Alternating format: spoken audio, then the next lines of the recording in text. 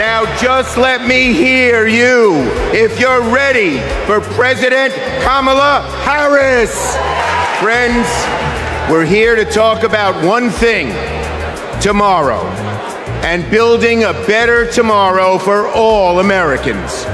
This November, we can choose a brighter, a fairer, a freer future, or we can relive the dark night of Trump's American carnage.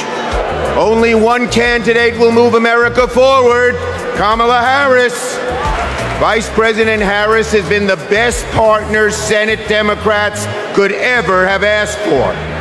Under her and President Biden's leadership, Senate Democrats lowered prescription drug prices and created millions of good-paying American jobs. I worked with Kamala Harris when she was Senator Harris. I saw a leader who was fearless, who stood up for middle-class families like the one she was raised in, who focused on things that really mattered. Helping parents raise their kids, safe neighborhoods, safe schools, and building an opportunity economy that gives everyone a shot at the American dream. She will lead America forward into a brighter future, but she can't do it alone. She needs a Democratic majority in the Senate of the United States. Now, my friends, 2 years ago, the naysayers said Senate Democrats stood no chance in the midterms. I told them, just you wait. We're going to keep the Senate and maybe pick up a seat or two. And that's exactly what happened. Well, ladies and gentlemen, my good friends at this convention, I am telling all of you now, we're going to hold the Senate again, and we're poised to pick up seats. A Democratic majority to create good-paying jobs and lower costs, to defend a woman's right to choose, to deliver for communities back home. Our senators are doing it, like Jackie Rosen, delivering high-speed rail for Nevada, John Tester, bringing high-tech jobs to Montana, and Bobby Casey and Sherrod Brown and Tammy Baldwin and Martin Heinrich fixing bridges in Pennsylvania and Ohio and Wisconsin and New Mexico. We also have amazing candidates. Ruben Gallego, Angela Alsobrooks, Andy Kim, Alyssa Slotkin, Lisa Blunt, Rochester, Colin Allred, Debbie Mucarsel-Powell. And folks, listen to this.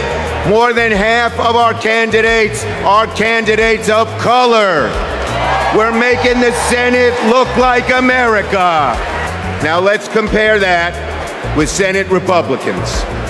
Senate Republicans pretend to care about middle-class families, but they voted no on expanding the child tax credit, and J.D. Vance didn't even show up to vote.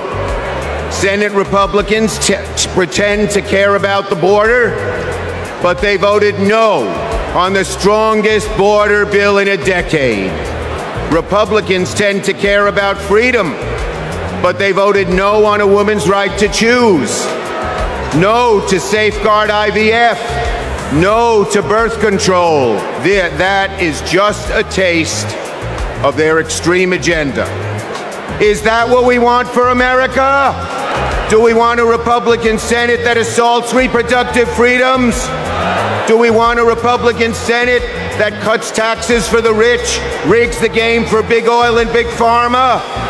Well, folks, the choice is ours. Now let me close on a personal note.